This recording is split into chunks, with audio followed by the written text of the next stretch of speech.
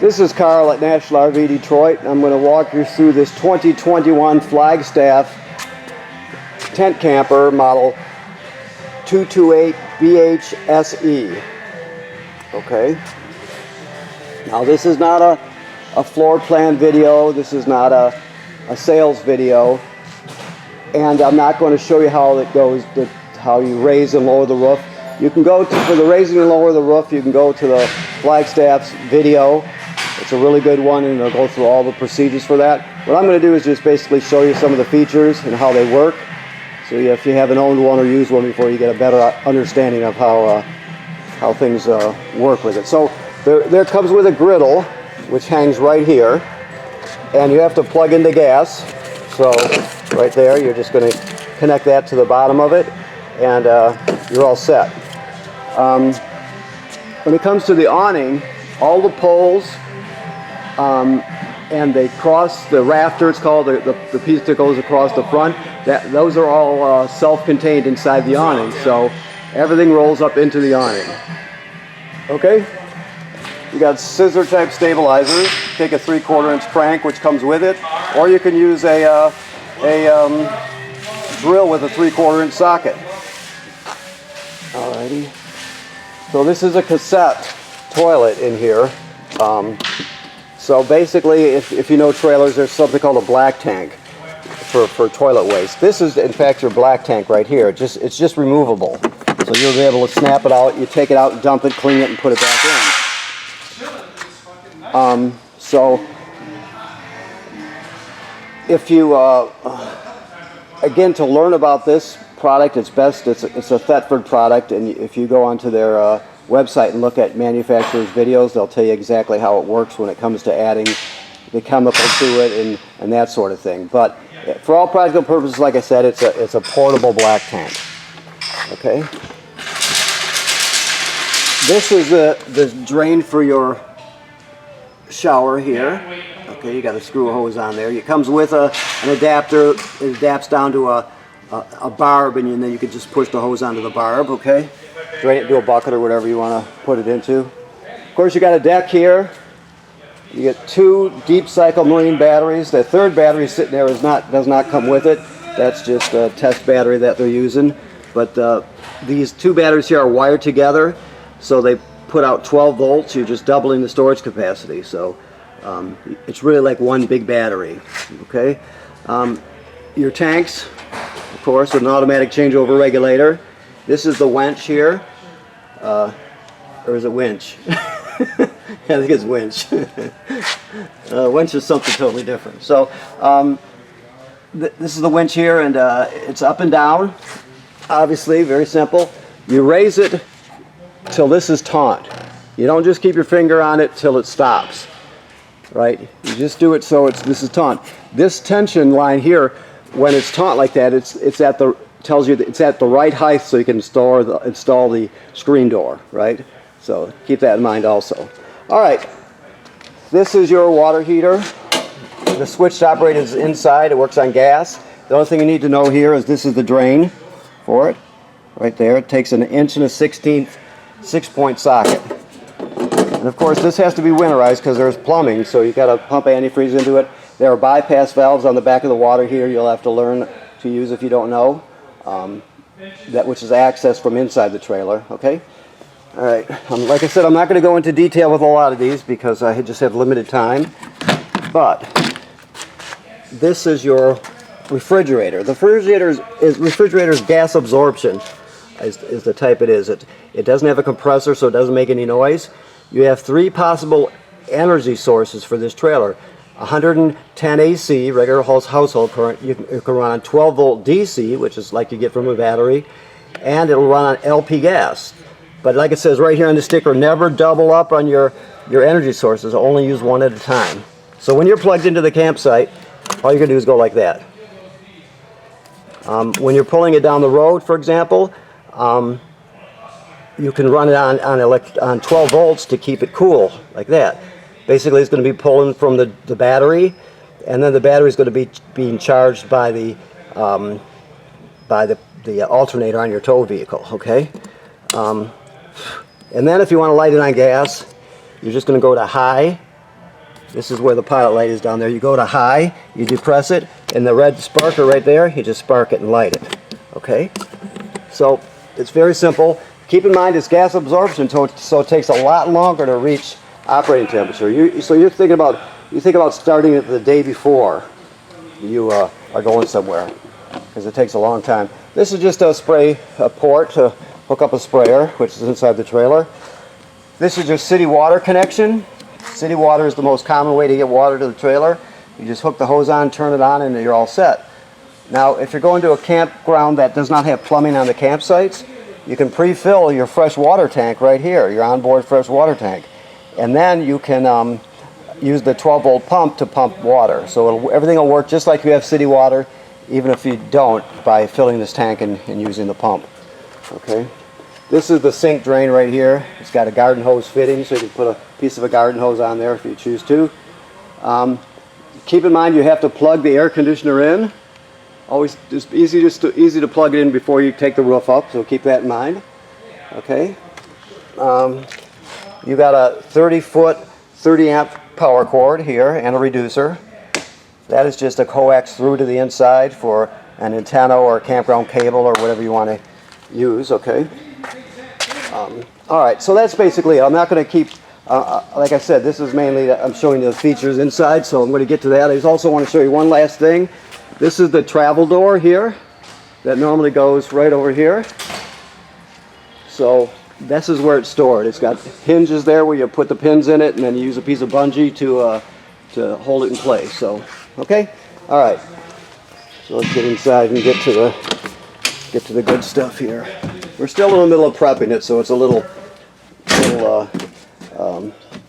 it's not real straightened up in here, but it's, like I said, we're still working on it. Okay, so here we have switches for your lights. That one there, outdoor light, that one there, and then this one is a Wi-Fi Ranger. Now, what the Wi-Fi Ranger is, it's a signal booster for public Wi-Fi. So if you look on this sticker here, you can't really see it from the video, but trust me when I tell you, the top one is the name of your device. So when you go to your phones, your family's phones, and you go to Wi-Fi and scroll through it, you're going to pick out this, because this is your Wi-Fi Ranger. Then if you look at the bottom line, it's an IP address. So you're going to type that into a browser. The middle one is a temporary password for you, and you'll log on to the web page for your Wi-Fi Ranger, and you'll be able to see everything it sees. So you would pick out the campground Wi-Fi that way. So the bottom line is, instead of ever be connecting to public Wi-Fi, you're going to put the passwords into your family's devices, so it automatically will connect to the Wi-Fi Ranger. Then you have to go onto the web page and connect the Wi-Fi Ranger to public Wi-Fi. It's a really, really good signal booster. So keep that in mind. There's also another function, which is a paid function. I'm making sure there is by looking at here. Yes, this is a Model 4. So now if you wanted to, this would be between you and your provider of your cell phone provider. But you can get a SIM card for it and have cellular service through this system. Most people don't do that. They just use the public Wi-Fi option. Okay. All right. So your radio, basically you can stream off the USB. It has Wi-Fi, so you can hook up wirelessly with your phones and tablet. It has 2 speaker zones. One is inside the trailer, 2 is outside the trailer, so on and so forth. So, and it's a radio, AM, FM radio also. Okay. And it comes. Oh, excuse me. Okay, so the next thing to look at control-wise are over here. Now this has a power converter. I'm going to try and move this table out of the way here. Let's do it this way. I'm going to take this leaf off. This is just an extension. It just pulls out. Okay. Put the table up out of the way if I can. There we go.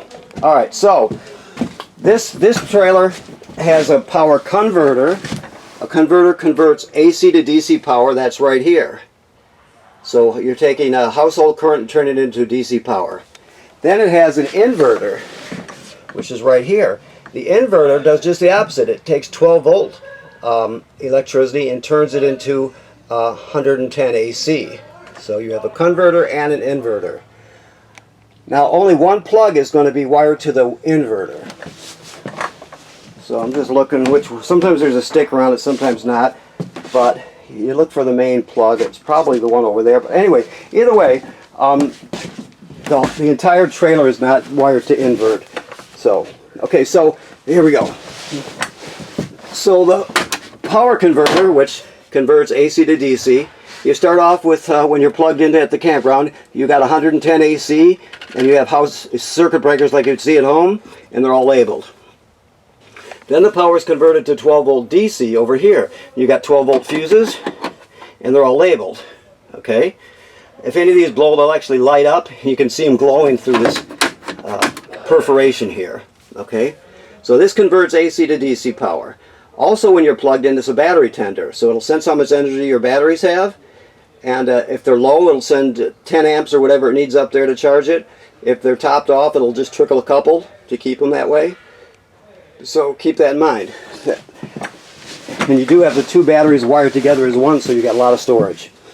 Now this is the inverter right there. So what this does when you turn it on, and you only turn it on when you're inverting, you don't leave it on. So when you turn it on, right now it's taking their battery power and it's converting it to 110 AC.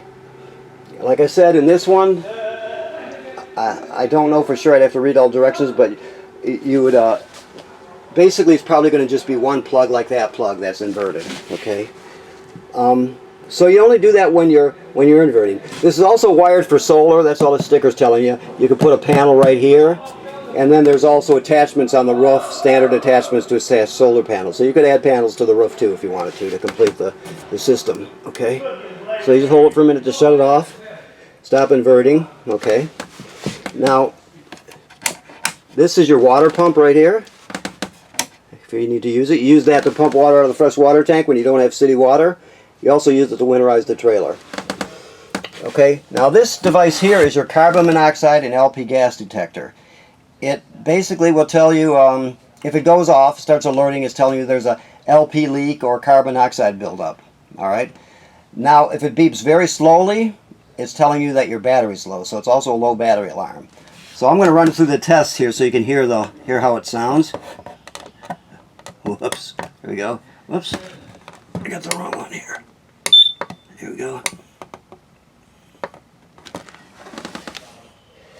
I'm missing the button here. Here we go. Oh boy. Alright, let me get down so I can see it. I'm pushing the wrong one here. I'm trying to find the test button. It's right here. There we go. So that was for LP gas, carbon monoxide coming up. And low battery alarm. Okay, so this particular one does not during the test cycle, it does not alert for low battery. I just wanted to see how it sounded for you, but some do, some don't. So this one, you just have to know that if it starts beeping very slowly, that is telling you your battery's low. Okay, so if you get the regular alarm that I was just talking about, you open the door, you take everybody outside, shut the gas off at the front and figure out what's going on. Okay, never just ignore it.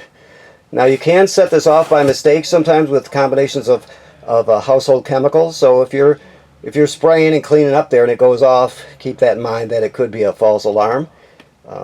But take it seriously. Okay, so when you're traveling, obviously, or when you're using this as a bed, you fold up the legs and you set this tabletop down on these 4 cleats here. Use the back cushions to fill it in, and you've got another bed there. This pulls out to another bed, so that's 2. And of course you have your bed, your end beds that are covered with the tent. Okay, I'm trying to look. This is the plug-in your fan light combo. If you can get different attachments for it, they're optional, but you can plug it in there. This is your 3-speed fan. It works really well at venting. Keep in mind there's a lock right here to lock the lid down so it doesn't work its way up when you're traveling and water can creep in. So you unlock it, then you crank it with this here, and then you select the speed here. This is just a glass tube fuse, in case you're wondering what that is. That's all that is. Okay, so that's a really good feature. Also, the air conditioner, just like a window air conditioner, it's got a temperature control, and then it tells you whether it's just running the fan or the air conditioner and what speed. We went over the toilet a bit. There's the flush on it, and then you can add water with that button, of course, and you can do showers here. There's also shower curtains, see them over here, that comes with this, so you can get privacy if you need to. This switch down here, that is your hot water heater switch. Always make sure there's water in the tank before you turn it on. You access, if you can see, this panel here has hinges on both sides. So you got to take this hinge screws out, you open it up, and you'll be able to see your water pump, the back of your water heater. It has a canister for a water filter if you want to use it. That's where you would access that from. Also keep in mind, well, this is your thermostat here for the furnace. It turns on like that, and you click it off like this. So you got to click it to the left to shut it off. As soon as you do that, the flame goes out, but it'll still run through the cycle. So it'll take a minute or two. Another thing to know, this behind here, or under here, there are kill switches. I don't think we can see them because it gets dark, too dark in here, but when I pull this up, you'll see the lights go out. So once I flip it forward, you would see that there are two switches. They're just push buttons. So keep in mind that those are there. Sometimes you can get yourself out of trouble just knowing that those are there. So, okay. Let me see what else, if I forgot anything. I think I pretty much got it. Just want to make sure I got it all. I believe so. Your refrigerator obviously is there, and there's a latch to lock it, the door shut. Plus there's another groove to where you can set it in that position and it leaves it cracked. So there's air can flow through when you're not using it. You don't get that refrigerator musty smell. So that's a good thing. So, okay, so here we go. This is your carbon monoxide and LP gas detector. Your power inverter, which turns 12 volt DC into 110 AC. This one here is just the opposite. It's the power converter. So it converts AC to DC. So it takes 110 AC, regular household current, and converts it down over to 12 volt DC. So there's two ways your trailer can get DC power. When you're not plugged in, it comes from the batteries up front. When you're plugged in, it'll come through the batteries, but it will come from this because this will be charging your batteries. Okay? All right. Okay, well, I want to thank you for purchasing your trailer here at National RV Detroit. Hopefully I didn't confuse you too much. These are the fan light combos I told you about. They got a 2-speed fan and a light, and they do plug in right here. This is your sprayer that plugs into that port I showed you, and this is the wand that comes with it. That's obviously a spatula. This is your crank for your stabilizer jack. Okay. Now, like I was saying, thanks for buying your trailer here at National RV Detroit. And remember, you can look at the manufacturer's video for setup and takedown instructions. The other thing I want to add to you is on the roof, there are 4 corner caps, right? One in each corner. You always want to inspect those and make sure they're sealed really well.